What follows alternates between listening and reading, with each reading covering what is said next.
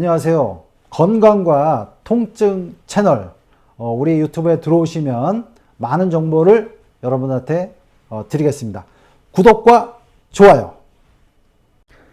네, 오늘은 발이 아파서 요새 고생하시는 분들이 많은데, 그 중에도 이제 발에 바깥쪽 통증, 우리가 이제 발은 5발가락이 있는데 그 중에 이제 사지나 오지 쪽, 이런 쪽으로 바깥쪽으로 아파서 고생하시는 분들이 많습니다. 그래서 이게 왜 이런 식으로 오는지 그 원인을 파악해 드리고, 그 다음에 어떻게 하면 좀 개선할지, 혹시 뭐 병원이 필요하신 분들은 어떻게 치료를 받아야 되는지 제가 설명을 좀 드리겠습니다. 우리가 보행을 할 때 당연히 우리가 이제 뒤꿈치로 디든 다음에, 그 다음에 이제 발 전면이 바닥에 닿고, 그다음에 엄지발가락이 이렇게 구부러지면서 이렇게 앞으로 튕겨 나가는, 이런 식으로 탄력적으로 움직여 줘야 정상적인 보행입니다.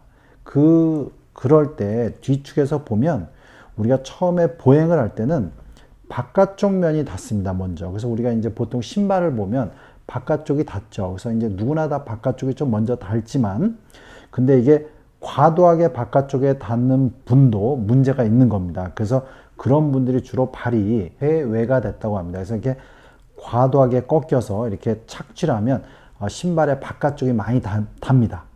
근데 이제 이렇게 닿는데, 그러면서 그 다음에 정상적으로 안쪽으로 이렇게 넘어오면서, 발이 안쪽으로 넘어오면서 우리가 이제 회내가 된다 그럽니다. 그래서 이게 안쪽에서 발의 접촉면을 넓히면서 우리가 이제 완충도 해주면서 착지 면적을 넓혀서 다음 도약을 할 수 있는 상황을 만듭니다. 그러면서 엄지 발가락이 구부러지면서 족저근막이 당기면서 앞으로 튕겨 나가는 식으로 돼야 됩니다. 자, 근데 이때 조금 전에 얘기했듯이 과도하게 이 뒤꿈치 뼈가 안쪽으로 이렇게 틀어진 분들이 계십니다. 그러면 당연히 걸을 때 우리가 이제 바깥쪽 면을 좀 날을 세워서 걷는 경우가 많아요. 그러니까 이쪽이 압력이 많이 걸리겠죠. 이런 경우 바깥쪽에 통증이 생깁니다. 그런 경우가 대다수가 어떤 경우냐면 이 바깥쪽 근육이 약해서 발 자체가 좀 더 바깥쪽으로 이렇게 틀어져 가지고 우리가 뒤꿈치가 바깥쪽이 더 단다든가, 그 상태에서 이후에 회내가 잘 안 되는 상황.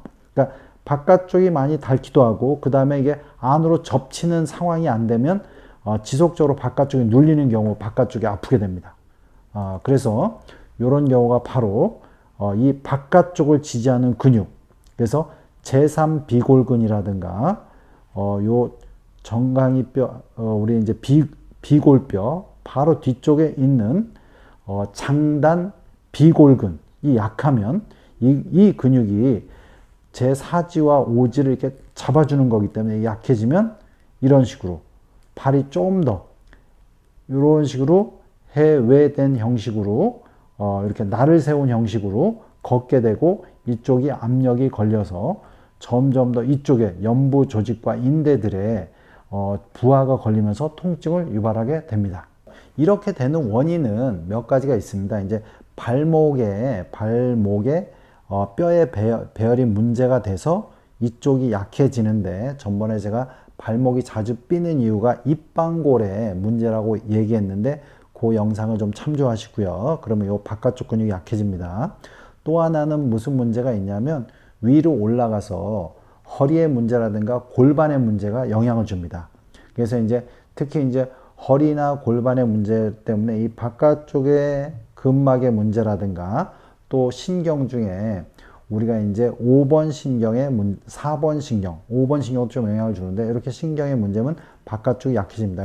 이런 경우는 허리 치료를 좀 해야 되는 상황이고, 그 다음에 이제 이런 근육의 문제 때문에 또 문제가 되면 이 근육을 치료를 해야 되는 상황이 됩니다. 근데 여러분들이 이렇게 많이 아프시다면 좀 더 본인들이 이제 할 수 있는 부분은 뭐냐면, 걸을 때 보행 패턴을 좀 고치는 겁니다.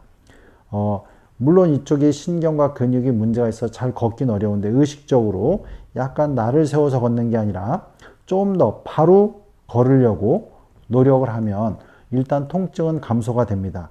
근데 이제 이게 점점 심해지거나 그러면 아까 얘기했듯이 골반의 문제, 신경의 문제를 치료하고 이 근육의 문제도 좀 치료해야 됩니다. 그래서 여러분들이 한테 주의해야 될 것은 좋은 신발, 그 다음에 걷는 보행 패턴을 좀 바꾸는 거, 이런 것을 좀 하면 통증을 많이 감소시킬 수가 있습니다. 그래서 이후에 좀 좋은 신발은 어떤 건지, 또 깔창은 어떻게 해야 되는지 추가적으로 제가 설명하는 시간도 갖도록 하겠습니다.